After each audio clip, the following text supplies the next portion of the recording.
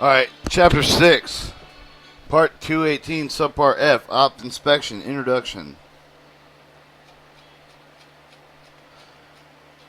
Alright, Part 218, Chapter 6, Part 218, Subpart F, Operating Practice Inspection, Subpart F, Handling Equipment Switches and Fixed Derails, 218.95, Instruction, Training, and Examination, 218.97, Good Faith and Challenging Procedures, 218.99, Shoving and Pushing Movements, 218.101, Leaving a Rule, Rolling on the Track Maintenance of the Way of Equipment in the Clear, 218.103, Hand-Operated Switches including Crossover Switches, 218.105, Additional Proper Operational Requirements of Hand-Operated Main Track Switches, 218.107, Additional Operational Requirements for the Hand-Operated Crossover Switches, 218.109, Hand-Operated Fixed Derails.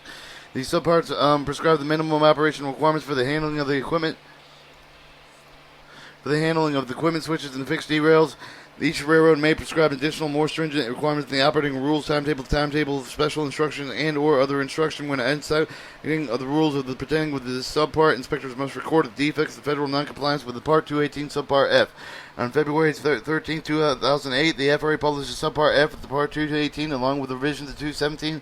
Subpart F is commonly referred to as the FRA Human Factor Rule because the impetus of the writing rule was largely based on the FRA's analysis of the track incident data revealed on a small number of particular kinds of human errors accounted for the inordinated number of accidents are attributable to the human factor causes. Prior to Subpart F, the FRA did not have a clear path to enforce violation of the basic operation rules, practice, lead, causality of accidents. The FRA is concerned with the employee's viability with the type of the operation rules, practice, convenience to the expedite. The movement is doubtful forgetfulness due to the learned and bad practices that they were connected by the railroad enforcement of its own. Consequently, a preamble for the final rule. FRA explained what would be accomplished by decodifying these rules, operating rules, and practices. The final human factor rule establishes great accountability on the part of the railroad management and administrative with the railroad programs, operational testing, inspection, great accountability on the part of the railroad supervisors and employees for the compliance of the railroad operating rules that are responsible for the approximately half of the train accidents related to human factors. The theme of the final rule is accountability embodies with the broad strategy intended to promote the better administrative of the railroad programs, highly targeted strategy designed to improve compliance with the railroad operating rules. Addressing three critical areas. With the framework of the FRA has the responsibility to set out certain requirements that has been left on private action. The FRA will be monitoring compliance with the requirements through the appropriate inspections, the audited when necessary, and will be assessing appropriate civil penalties for the assuring compliance. The railroad management will be held with accountability for the putting in place of the appropriate rules instruction program to the operational testing. The railroad supervisor will be held accountable for the doing of their part. The administrator of the operating testing and establishing appropriate expectations will respect the rules for compliance. The railroad employees will be held accountable for complying with the specified operating rules. Will have the right to challenge the instructed taking the actions in good faith that believe would violate these rules intended for the framework of the accountability, promote the good discipline, prevent the train accidents, reduce the serious injuries of the railroad employees. CFR FR 844243. Inspectors in the field with the other drawing and the discussion supervisor with the employees, but with Subpart F regarding questions of the individual liability. Based on the type of the discussion, we know that people have misperceptions of the Subpart F, and like the FRA's other regulation is uniquely designed to be enforced against individual railroad employees or supervisors. However, that is incorrect. In fact, the FRA explained the preamble, the final rule, the 7R FR 8452-8453 that each of the FRA railroad safety regulations permit the enforcement against any person who violates the regulatory requirement or causes the violation of the requirements, e.g. the Title 49 Code Federal Regulations, Section 217.5 and 218.9. Person is broadly defined as included any employee, regardless of whether the employer is a railroad, whether the employee is a manager, supervisor, or other official. The FRA will establish the policies regarding with the assessment civil penalties against individuals who apply. See Title 49 CFR Part 209 Appendix A. This policy permits the FRA to decide enforcement against the individual person to failure to comply with including the assessment of civil penalties violation and was willfully issuance of the warning letter for the willful, non-willful violation not proposed disqualification and for a willful, non-willful that demonstrates the person in fitness of the safety-sensitive services. During the rulemaking process, the FRA similarly displaced the notion of significant civil individual liability. Penalty could be unintended impact on the individuals might do after the realizing that the individual do not comply with the Subpart F. The requirement the FRA mentioned the concern with that may be instances where the employee realizes that he or she violated the operating rule but is afraid the consequence of the reporting the error, even when the report would have the potential of preventing the accident or injuring the other workers and incident bystanders. FRA explained in the preamble to the final rule, the FRA's individual liability policy is designed to eliminate individual liabilities where the evidence of remedial action taken to be contrary to the failure to take immediate remedial action once the violation is discovered could suggest the enforcement and the action is warranted. The FRA explains with the preamble of the final rule, the FRA enforcement provides incentive on the self-report noncompliance. Given the FRA's published enforcement policy, an employee who recognizes noncompliance seeking the control, it has likely not acted willfully nor been grossly negligent. Instead of an individual civil penalty is warranted where the employee recognizes noncompliance and does not act with the correct. The FRA's enforcement policy offers the employees or incentive to self-report noncompliance is doing well, so it would likely be considered a reason for the FRA to exercise the enforcement discretion not taken with the enforcement action against the individual. Self-reporting is not, however, the defense of potential individual liability action. Self-reporting does not absolutely preclude the FRA by taking enforcement against the individual. The FRA would consider self-reporting a strong reason for the mitigation of civil penalty, disqualification, or other enforcement remedy. 73 FR 845 to 84053, Section 218, 1999 and 218, 109, Subpart F are structured so that the paragraph A of each of the section contains identical requirement for each of the railroad to adopt to comply with the operating rule that complies with the specific section. Presumably, the railroad could not have more than one operating rule satisfies that all the requirements of the particular section. Thus, the thrust of the adopt and comply with the law language is twofold. The adopting language requires each railroad publish a complying with the operating rule to the complying language makes it essential for the railroad cannot ignore the operating rule is required to adopt. For example, 218.9 shoving and pushing movements A1. Each of the railroads should adopt and comply with the operating rule, which complies with the requirements of this section. With any of the person included, but not limited to each of the railroad officer, supervisor, employee violates the requirement of an operating rule complies with the requirements of this section. The person shall be considered to have violated the requirements of this section. We expect that by now nearly every railroad, except by maybe some short lines, would have adopted some kind of operating rules satisfying subpart F of the requirements of comes close. However, extremely important to each operating practices inspector, the persistent in each of that. The railroad in the inspector's territory has the operating rules in place that correlate with all the requirements of each of the section of subpart F. This reason closes the scrutiny is necessary to do. We hope to find noncompliance prior to the conducting of the accident investigation. Surprisingly, early enforcement of the subpart F rules for the fatal accident revealed one major railroad who adopted the rule that did not comply with all the requirements of Section 218.105, specifically, importantly, and additionally, job briefing requirements for the hand-operated main track switches. Any of the concerns regarding the noncompliance with the operating rule requirements should be documented and proposed through the normal AFR or Federal Railroad Administration chain of command. Inspectors pursuing the compliance should be consistent, cognizant on how the enforcement efforts will affect the territories of the same of the railroad that are part of another FRA's and inspectors' authority. These situations will require the FRA team to approach what include the multiple disciplinary office of the Chief Counsel. Alright, guidance part 218, subpart F. Operational practice inspectors should be cognizant of the subpart F that all applies with the other railroad crafts and not just in the operating craft. Subpart F that also includes the on-track equipment that is not under the FRA's operational practice discipline charge.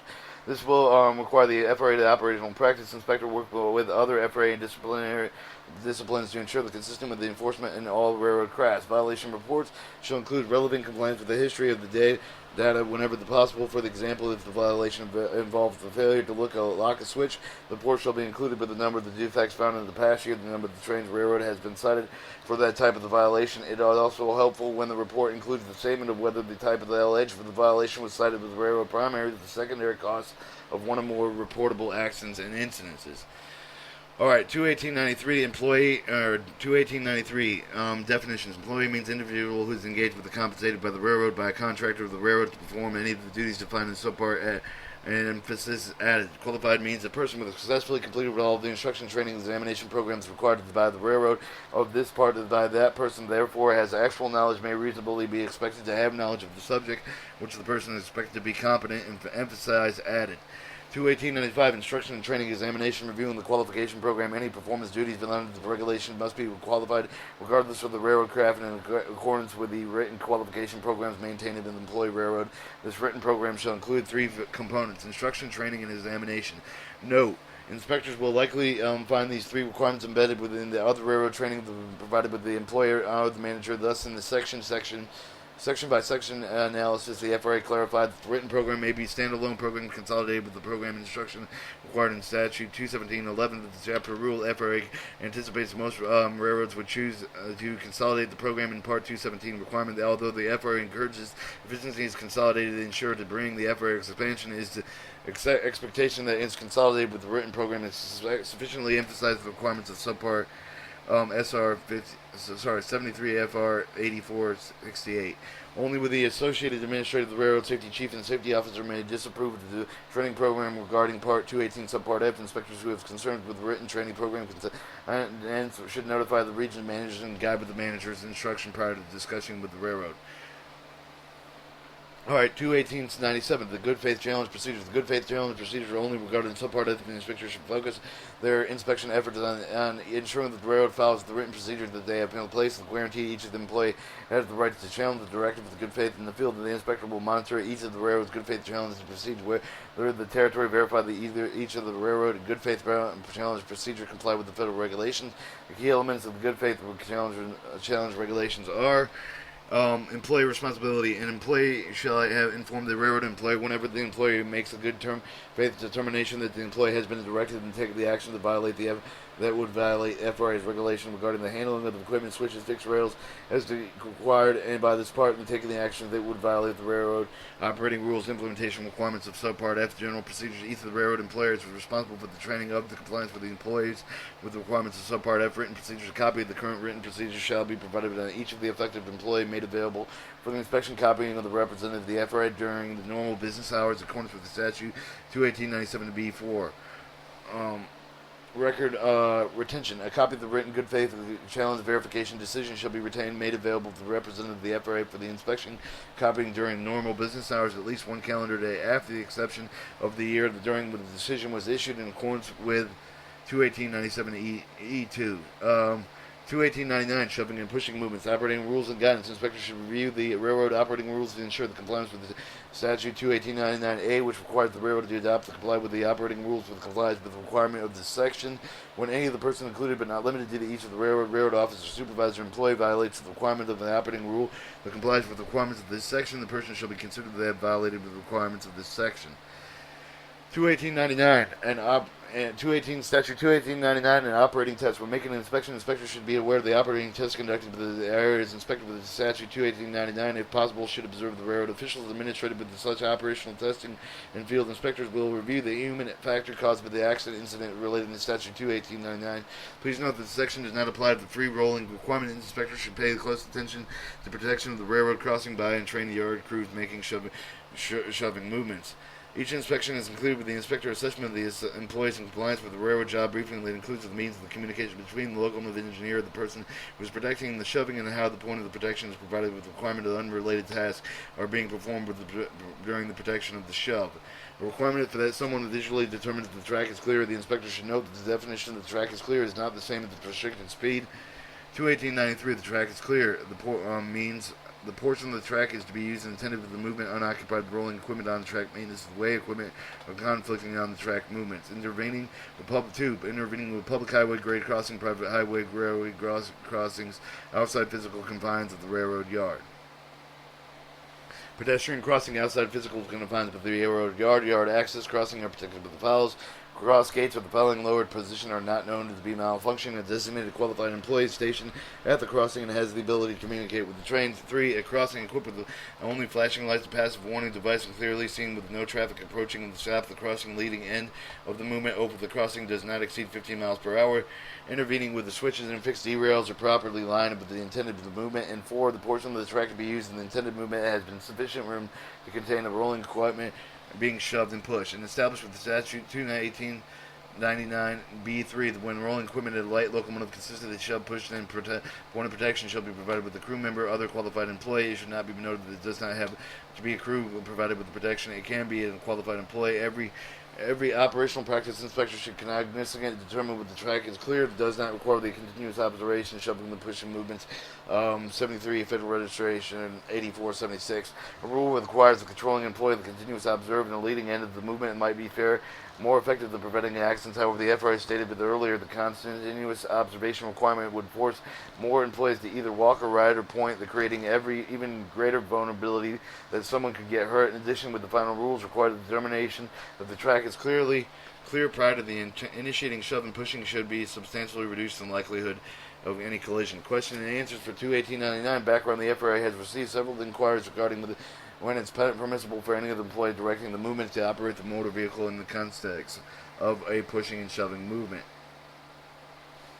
The central concern of each of the system is whether the practice violation of the prohibition established in Title 49 CFR 21899 B2, which states that no unrelated during the shoving of the pushing movement and employees directing with the movement shall not engage in any task unrelated to the oversight of the shoving and the pushing movement. The FRA believes that in each instance, the factual circumstance will dictate whether the operation is safe in compliance with regulations, and the fact that provided with the guidance of the following question and answer should be addressed with the circumstances. Question 1. Do the regulations allow employees to make an initial determination whether the track is clear with the motor vehicle employing the operating prior to the initiating the shoving of the movement? While there is more some of the risk involved with the employee, both to determine that the track is clear operating motor vehicle, the regulation does not strictly prohibit the same person doing the task and simultaneously when they move has been initiated. The oversight of the movement is not required. However, the terrain is unevenly viewed, obstructed, or that a person may have to occasionally operate the vehicle to the lower speed, even stop the vehicle in order to accurately determine the track is clear. Alright, question 2. Did the regulations allow employees to determine the track is clear from a motor vehicle in which the employee is operating while simultaneously directing and shoving and pushing of the movement within its motion? 2. Although there is no restriction of the prohibition of the regulatory text, the FRA is concerned with the employee who operates the motor vehicle while the shoving and the pushing of the movement and the motion may not adequately overseen of the train movement. One of the stated purposes of the prohibition against engaging in any task unrelated to the oversighting the shoving and the pushing of the movement was that is increasing the possibility that the controlling employee will not be in a position to reduce severity of accident that might occur. The SR 73 FR 8442, 8476. The cited language in the preamble of the rule immediately follows the recap of the fatal accidents of Manilius, New York, that led to the incidents of Safety Advisor 2001. The fatal accident involved the carman whose vehicle was dragged in considerable distance with the employed direction of the movement was contacted with the stop of the movement. The preamble language clarified that no unrelated task provision was added to compromise the exchange. The FRA given with the proposed requirement that the leading end of the movement continuously kept inside the employed direction of the movement. The FRA recognized a continuous observation requirement would force more employees to either walk or ride at the point, creating even a greater vulnerability that someone could get hurt. 73 FR 8476. Same type of argument could be made regarding the employee directing the movement who is instructed to relax and drive the vehicle while shoving or pushing or moving in the motion. With this concern in mind, the FRA has determined that the employee must not simultaneously direct shoving and pushing movement while operating the motor vehicle in any type of except as follows. An employee may operate the motor vehicle to the top point where he or she can visually determine that the track is clear, pursuant to Title 49, 218.9 B3.1. After stopping the motor vehicle to determine that the track is clear, specified distance, the employee directing the shoving and the pushing movement may be initially instruction to the engineer to start shoving the pushing movement at the specified distance. To the dotted bulletin, after giving the initial instruction, the employee may operate the motor vehicle while shoving the pushing movement in its motion. After visually determining that the track is clear an additional specified distance, the employee directing the shoving and the pushing movement must stop on the motor vehicle in order to provide an additional instruction to the engineer. This process may be repeated if the shoving and the pushing movement is completed. FRA recognizes the employee can safely make shoving in a movement without continuously observing the leading end of the movement, the entire distance of the movement. However, to the extent of the possible, the FRA would expect the employees to observe the shoving and the pushing movement of the progress to be able to take the appropriate action to minimize the severity of the unexpected derailment accident that may occur. Under all circumstances, the engineer must stop the movement in one half of the specified distance given when the employee provided with a point of protection unless additional instructions are received in Title 49 CFR 220.49. Question 3. Do regulations allow employees directing the shoving of the movement of those motions to determine the track clear while riding in the motor vehicle as passenger? Answer 3, there's no strict prohibition on the regulatory text of the employed determination that the track is clear while running the motor vehicle as a passenger. Of course, if the train, even with the view is obstructed, it may not be possible to make a determination that the track is clear. As always, the FRA will consider enforcement action circumstances to show the person could not make accurate determination. Question 4, is it point protection per 218.99 P3 required in shoving locomotive consistent with the confines of the properly blue signal locomotive repair facility? Answer, yes. 218.99 B3 applies. There are no exceptions to locomotive service errors. Alright, 218.99 remote control operations, or 218.99C remote control operations. All remote control operations consider shoving and pushing movements except when the remote control operator controlling the movements provided with the leading end of the leading locomotive is in position with the visually determined condition of the movements. It is important for the inspector to observe the member of the visually determined the direction of the movement when the employees initiate the remote control shoving the pushing of the movement. It must be in the member of the crew and not merely a qualified person. A member of the crew other than the remote control operator is visually determined the direction of the movement. That crew members must confirm the direction of the movement with the remote control operator. If the remote control operator is not provided with the information regarding the direction of the movement must be immediately stopped.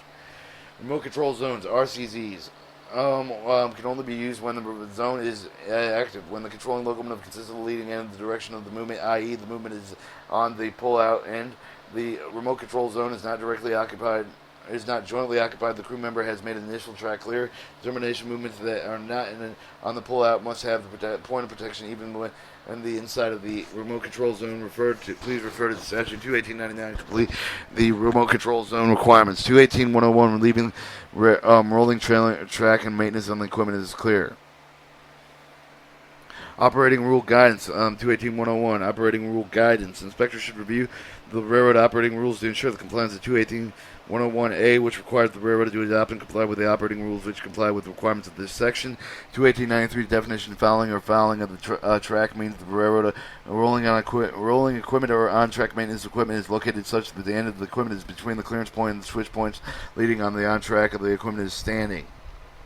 The diagram indicates that there's no end of the equipment in the foul zone. The foul zone, if the end of the equipment is not in the foul zone, see the foul zone, there's no requirement to determine the compliance of statute 218.101.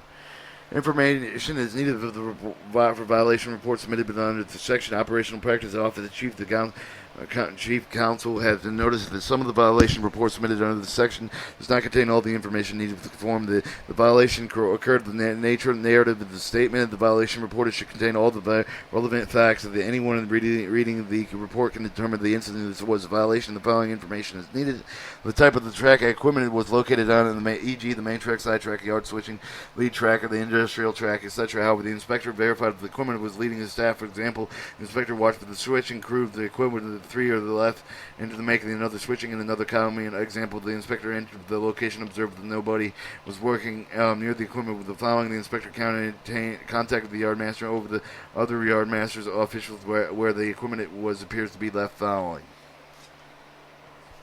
How the inspector verified the equipment was fouling, increasingly the determination was being made by the taking the photos of the equipment past the fouling market made of the point painted on the rails. However, the trial may take a sufficient number to publish to establish or not just the marker, but to give the great perspective on how fouling created the trap for the other train crews. A schematic map over the location where the violation was found. For example, some of the reports contained with the annotated yard map should exactly where the equipment is located. The map might also point with the location relevant switch to the state which of the switch was found lined up. A yard map contains identified the type of the tracks best. However, the map pulled with the internet is often still helpful. The railroad rules occurred under the regulation to identify with the clearance point at the specific location. Confirmation that the rules in most current applicable rule at the location address the narrative in the location of the car regarding the clearance point as noted with the railroad operating rules identified in the clearance point guidance herein. In addition, with the submitting of the violation report of the equipment, the following situation the report of the most contained sufficient information to establish that none of the four exemptions found in the statute 218.101 be apply. Clearly explains what the four applies, with the four do not apply, with the best way to do the reprint for the exemptions of vertimen in the report immediately, with explain after the exemptions why it does not apply. Each of the violations submitted must clear the address of the narrative if the equipment was standing on the main track and side tracking was on the equipment was following the line of the main track on which the equipment is standing. To the standing on a siding track, the main track switch to the equipment is following the line on the siding of which the equipment is standing. 3. The standing on the yard switch leading track of the yard track switch. The equipment is following the line of the yard switching lead track on which the equipment is standing. And 4. And standing on the industry track beyond the clearance point on which the switch leading of the industry. Clearance points. Each railroad shall implement the procedure for the enabled employees to identify with the clearance points. It means identifying the location where the clearance points will permit the person to safely ride on the side of the car in accordance with the statute 218-101. The question of the CFR statute of 218-101C. The question: can an FRA force the railroad to paint the clearance marks on the tire of the rail? No. The requirement is that each railroad, whether the system or division, the terminal level, shall implement procedure inspection of employees that handle the equipment of the employees identified with the clearance points and avoid leaving the equipment to foul. Painting markings on the rail or ties is only approved method of implementing procedures. Alright, when clearance points are identified with on or near the track of the railroad, instituted the procedure, the instruction employees on how to calculate the clearance points, e.g. the railroad may choose to implement the procedure requiring the employees to stand on the next rail next to the rail or extend the arm to simulate the wide width of the equipment of the car. The greater care should be used in issuing procedures to determine clearance points. So the marginal error is appropriate with the employees is prohibited with the right side of the car as clearance point with the further back of the track employees with bigger, longer bodies than the average person.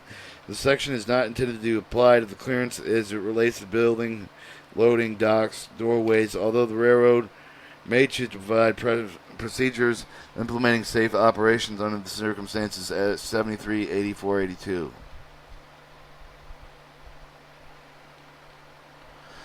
Or equipment past clearance points, but not physically fouling adjacent tracks. When an inspector encounters instances equipment not complying with the railroad operating rules, such as the equipment left standing beyond the painted marks on the rail, designated with the railroad of the clearance point, but in equipment not physically fouling the adjacent, inspector shall record the non-compliance of the statute 218-101A to effect in violation.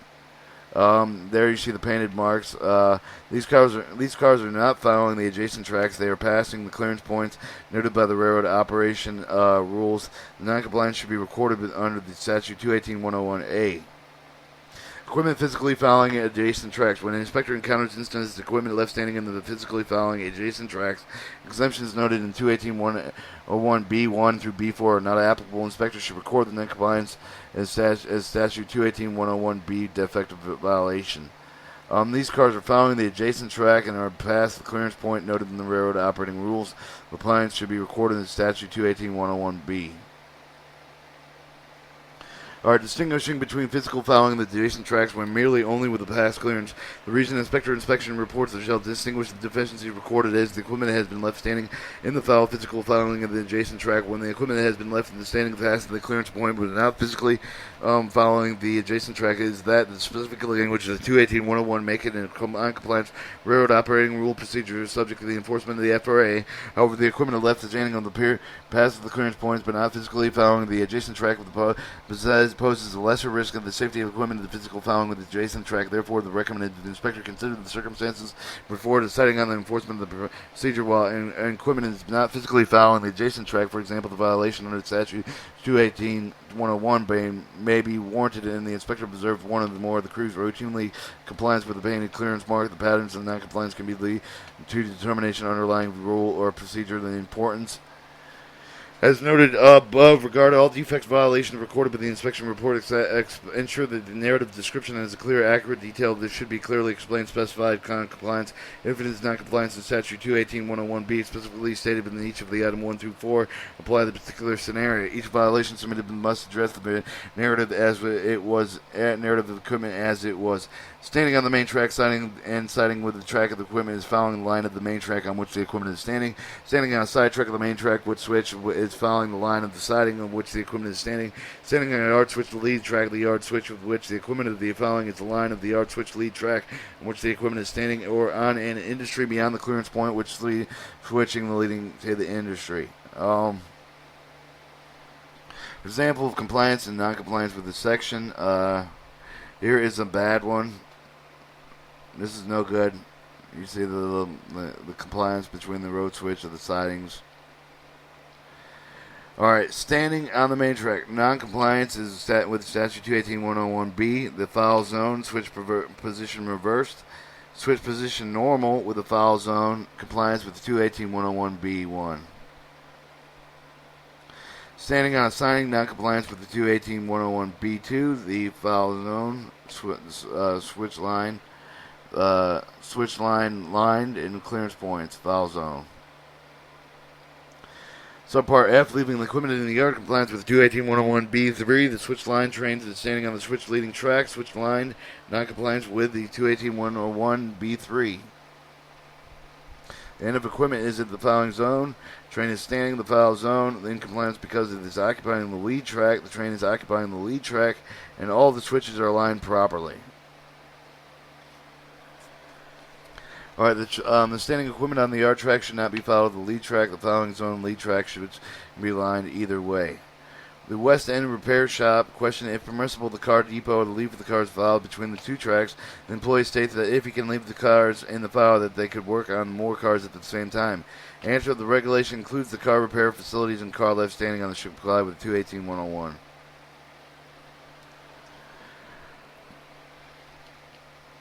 Alright, equipment in the file guidance. Maintenance of the facility. The regulation does not include the maintenance facilities. The inspector will now find the yard switch to lead in the maintenance facility. This because of the intent of the exemption of the yard switch lead. 218-101B3, then the bona fide yard switching lead in the freight classification yard maintenance facility will not meet these criteria. Non-compliance in the maintenance of the facility classification yard operational practice specialist with cognizance that there be some situation where there is non-compliance with the following requirements of the situation poses non-safety hazard. The FRA recognizes with the possibility with the promulgated with the final rule implementing subpart F, the FRA intends to exercise appropriate discretion regarding the enforcement of the statute 218-101. As FRA explained with the preamble of the final rule SR 50 or 77R FR 8482, because many of the different types of the tracking arrangements, the typical would be defect of the traffic control, craft the rule of the fully encompass every of such arrangements, except for those that pose the danger, whether there is a type of the typical arrangement that appears to violate with the section but poses no serious safety hazard. The FRA intends to consider the safety implications when deciding whether to exercise an enforcing authority. Kick cars observed and fouled. During switching operations involving kick cars, inspectors should ensure that the switches are not unaligned until the equipment is completely clear. The field inspectors will make sure that equipment cannot be left on the yard track following the lead, even during the continuous switching operation. Good judgment and good understanding of the regulation is important, but the inspector is a field walking the yard, observing the train and the yard crew's performance switching operation. For example, if the equipment is kicked into the track and did not make it into the clear, the equipment is observed to be by an operational practice inspector. The inspector should find the situation acceptance that the equipment is moved to the clear as soon as thereafter. If the train switching the cut of the cars, the car kicked with the equipment is from the file, the car is not immediate with safety concern, the crew can be considered compliance with it. They can continue the switching of the cut cars. The crew leaves the area, goes farther down in the track. The facts should be described in the violation report, and the inspector chooses to take a good inspection of the event. The inspector should be used with good judgment when enforcing the regulation, as with any enforcement action. The inspector accepted the specific factual circumstances of railroad compliance history to the main consideration whether the variation is warranted in the enforcement of the cars out of the foul rules place. All considered the following background information found in the preamble of the final rule 73 FR 8482. Leaving the equipment in the foul accounted for the 5% of the human factor accident during the 4-year period of 2003 to 2006. The RSAC acknowledged the other elements of the NPR notice of the rule proposed rulemaking that required the track to clear the pushing and the shoving movements for the all-handed operating switches to be properly lined before the track. Following of the track, the requirements might appear pre-functional to obviate the need for the following. However, the RTA also recognized the leaving equipment in the following sets the stage for the potential accidents in the event that one more of the ancillary requirements of the regulation are overlooked. 218.103 hand-operated switches, including crossover switches, operating rules, and guidance. Inspectors should review the railroad operating rules to ensure the compliance with Statute 218.103A, which requires the railroad to adopt and comply with the operating rules with compliance with the requirements of this section.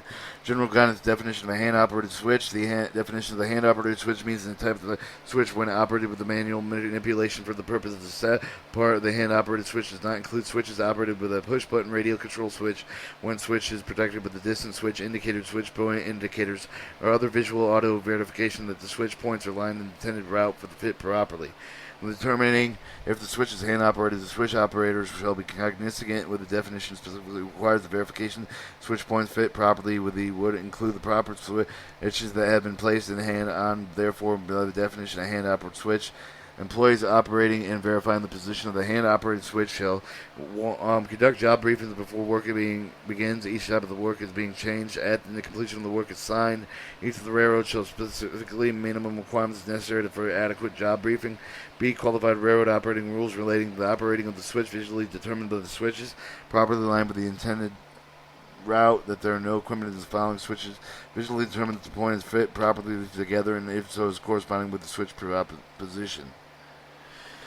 Alright, after operating with the switch, switching before making movements in either direction, switch and ensure that the switch is secured on intentional movement of the switch and points. Ensure the switch is not operated with the rolling on-track maintenance of the way equipment is following the switch or standing and moving over the switch. After the operating of switch, ensure that when it is not in use, each switch is locked or hooked or latched so it is so equipped. Ensure when rolling on the on-track maintenance equipment is entered the track, hand-operated switch is not to be lined on away from the track of the equipment has been clearance on the track. Note, the regulation does not require employees to look up the switch point prior to the lining of the hand-operated switch. Many railroad requires this operating rule, but it's not required under Statute 218.103. Looking at the switch points determined the switch points are properly after the lining is required under Statute 218.103. Questions answering 218.103. The question regarding the switches that equipped with a hasp but not no lock, hook or latch. If there's a hasp, the switch capable of being hooked or locked, does the railroad have to be obligation per regulation to replace the lock or repair the hook? Answer 1. For the movement, let's just talk about other than main track switches. The mere fact that the switch is equipped with a hasp, the ring shape of the U-shaped metal object that you place on the lock or hook them into does not in itself an established requirement for the which to be locked or hooked. The only sure way to determine whether there is a violation of Statute 218.103b D8 is a physical presence of a lock or hook that can be directly associated with a particular switch other than a blue signal, camp car, or road worker protection purposes. And or 2, operating rule, special instruction, or other publication designation that the particular switch or switch must be locked or hooked. Alright, question 2. What if the only a lock available with the mechanical craft lock, which is the hasp, would be correct in interpreting the regulation required the switch would have to be locked with the craft lock, that it was only one of the unattended switches? Answer 2. The regulation does not apply with mechanical department locks. When inspection around the mechanical shops, inspectors must be careful to distinguish between the locks under the operating rules from those used solely under the mechanical department rules. For example, if an inspector finds the switch lock not placed in the hasp correctly just outside the mechanical shop, the FRA should determine whether the lock is in control of the mechanical departure, therefore not required to be a hasp. In any of the situation where the inspector fails or finds a switch that is nearly mechanical shop that is not locked or hooked or latched, the inspector should be explained in the inspection report form 96 how it is determined that the lock was operating craft lock and not another department's lock. Craft-specific locks associated with a particular switch, such as blue signal protection, camp car, roadway worker protection, are only to be used for the purpose of which is intended. Therefore, the inspector finds the mechanical blue signal lock, for example, damaging the switch on the ground near the switch. There is no rolling equipment being protected on the track and the switch, and there are no workers on or under between the equipment. There is no violation of subpart F. Question 3. Would the FRA consider the switch being lined or locked, but with a foot latch associated with the same switch being lined and latched but not locked in violation of Statute 218.103b 6 or 8? For example, the track inspector would found the state of the switch could be not lined to be locked attached with the switch, even though the lock was not attached with the foot lock. Answer: assuming that it is main track, the track of the switch is secured with a conventional switch lock on the switch stand with sufficient complies with the regulation. The purpose of the switch point foot lock is the latches for the switch for installation, whether the operating rod, non-lock rod, or serves as a backup for even the operating rod where the fail causing the switch point to gap and the switch was normal position. This is really no need to padlock other than as safety guard. It shows the padlock off the switch. Alright, 218.105, additional operating requirements for the hand-operated main track switches, operating railroad rules guidance. Inspectors should review the railroad operating rules to ensure the compliance with the statute 218.105A, which requires railroad to adopt and comply with the operating rules that complies with the requirements of this section. Designated switch position tab, statute 218.105B, the normal position hand-operated main track switch should be designated by the railroad in writing, which will be lined and locked in the position when it is not in use and when the train dispatch directs otherwise. The respective position of hand-operated main track switch is necessary protection is provided. The hand-operated switch is left in the charge with the crew members of any other train, and the switch tender to the roadway worker in charge. According to the statute 218.105B, the railroad required to have the lock on the hand-operated main track switch when not in use, regardless of whether the yard limits. Yes, with the exception of the two situations described in statute 218.105B, the clear with respect to the requirements of the main track switch have to be lined within the normal position lock. When not in use, the regulation may not be in distinction differentiation. Where the main track switch is located within the yard limits, restricted with the contrary limits. Background, both preamble, the final rule, the FRA stated with the FRA is unaware of the railroad, does not recognize locking the main track switches to safeguard against unauthorized use. 71 FR 60372, 60397, October 12, 2006, and it's SR 73 FR 8442, 8485, February 13, 2008. No railroad commentary challenge for the FRA statement during the Railroad Safety Advisory Committee ruling process for the FRA does not address the lock requirement for the economical analysis nor consider the cost of promulgating the rule as it was expected that each railroad was already voluntarily supplied with the main track switches. However, now the final rule was promulgated, each railroad may comply with the per stated requirement. Please keep the following rules in mind when completing with the instruction regardless of statute 218.105. Before the train crew leaves the location of the hand-operated main track switch was operated, all crew members shall have the verbal communication to conform with the position of the switch. When the release of the authority limits is non-signal territory is essential, the employee releasing the limits and after conducting the job briefing in accordance with the subpart shall report the train dispatcher for the hand-operated main track switch has been restored in normal position locked unless the train dispatcher directs the hand-operated main track switch be left in line locked in the reverse position. Necessary protection is provided. If the report switch protection is correct, the train dispatcher shall repeat and report the switch position information from the employee releasing the limits as whether they is correct. The employee releasing the limits shall be then conform with the train dispatcher information is correct. Statute 218, 107 additional operating requirements for the hand-operated crossover switches, operating rules and guidance. Inspectors should receive the railroad operating rules to ensure the compliance with the statute 218, 107A, which requires the railroad to adopt and comply with the operating rules and shall comply with the requirements of this section. Correspondence of the hand-operated crossover switch. Hand-operated crossover switch should be left in corresponding positions except when used to provide blue signal protection under statute 218.27, inaccessible track protection, 214.30.27. In performing maintenance testing and inspection crossover switches in traffic control system TCS territory. One crew is using both tracks connected with the crossover during the continuous switching operation.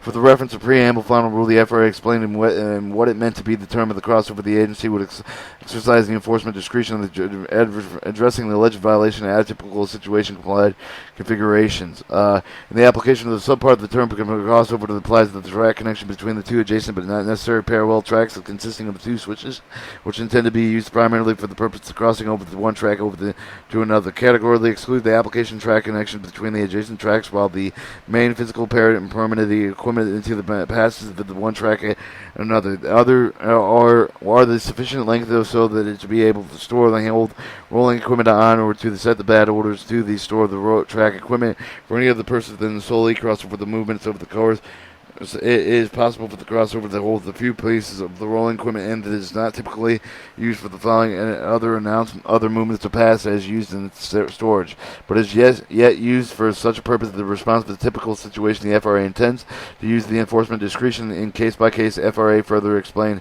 in 73 at Federal Register 8487. The FRA is aware of some configuration of the crossover switch is quite complicated, typically due to the location adjacent and joining the tracks and other attendant switches. Railroad should address the complicated configurations of the crossover switches when the employees are instructed on the physical characteristics of the territory. Without proper instruction on how to apply the railroad operating rules for the corresponding crossover switches, it would be difficult to hold the employees accountable. Over the railroads can be held accountable if the employee does not properly apply such an operation rule or lack of instruction as one of the causes of the course of the railroad provided with the instruction, but a violation was committed due to the complexity of the configuration of the FRA will exercise the discretion regarding whether enforcement action is necessary. 73 FR 8464. Moving on, 218-109, hand-operated fixed derails, operating rules, and guidance. The inspector should review the railroad operating rules to ensure the compliance with the statute 218-109A, while the requirements of the railroad to adopt to comply with the operating rules which comply with the requirements of this section. General guidance, normal position of hand-operated fixed derails is derailing positions except as provided with Part 218 subpart B. The railroad operating rules and special instructions to hand-operated fixed derails which shall be kept in the derailing position, regardless of whether any of the rolling on-track maintenance of the way is on the track except as provided with the paragraph 218-109. As provided with Part 218 subpart B of the chapter regarding the blue signal protection when the railroad operating rules special instruction indicated precisely when can be left off. When the derail is removed in permanent movement, the movement must not be able to be made over the hand-operated fixed derails. The derailing position of 218-109B. 218-109C requires the employees operating verifying the position of hand-operated fixed derail conduct a job briefing before the work is begun. Each time the work is to be changed at the completion of the work, be qualified as the railroad operating rules relating to the operation of the derail, be individually responsible for the position of the derail and use, determine the target if equipped with the corresponding with the derail position, determine the derail is secured with the placing throw lever and latch stand if it so is equipped, placing the lock and hook up with the hasp and is equipped with the testing such latches and hooks, ensure that when not in use the derails are locked and hooked and latched into the normal position if so equipped. Designation of the hand-operated derail position. The normal position of hand-operated derail should be designated with the railroad writing. The switch shall be lined with the locked in the position when not used except the train dispatcher directs otherwise respected onto the position of the hand-operated main track switch, and the necessary protection is provided with the hand-operated switch left in charge of the crew member of another train, a switch tender, or a road worker in charge. Question and answers for the 218-109 question: Would a derail remotely controlled by a train dispatcher of the control operator fail under the statute 218-109? The railroad is free to designate the normal position of the derail by as either the operating rule special instruction. Nonetheless, application statute 218-109. If the derail question is operated by the hand, yes, 218-109 would apply. And if the derail was not operated by hand, there were no 218-109 would not apply. Note, the regulation only addresses the hand-operated fixed derails would have the applied to the principle when the power switch is operated by hand. Question 2. The train pulling into the yard has the line fixed derail with a non-derailing position. Train will not fit on the track and the instructed to pull into. It will permissible for the conductor to line the derailing, non-derailing position. Go back to the head end of the train to line switches that will facilitate setting over the remaining cars to another track. Then maybe driving back to the derail line and derailing the position. Answer 2. Yes, because the derail was placed in the non-derailing position by the member of the crew member movement per statute per 218-109B2 on the movement clears the derail temporarily remaining the non-derailing position. Since under the circumstances described, the derail is still considered to be in use under the conductor gets back to restore at statute 218-109C6 provided that the time elapsed from the removal to the restoration of the back to the normal position was not an excessive. Inspector direction advised. Alright, question 3. If the derail allows accessible main track, it is permissible for the yard master to leave the derail in the non-derailing position for the train pulls into the yard while another train is going into the departure and entering the yard. If so, how long would the derail be left in the non-derailing position, wait for the next train to leave and the coming into the yard? This page is left blank, and this is a chapter tab, and we should be on chapter 7, Controlling Alcohol and Drug Abuse. Use.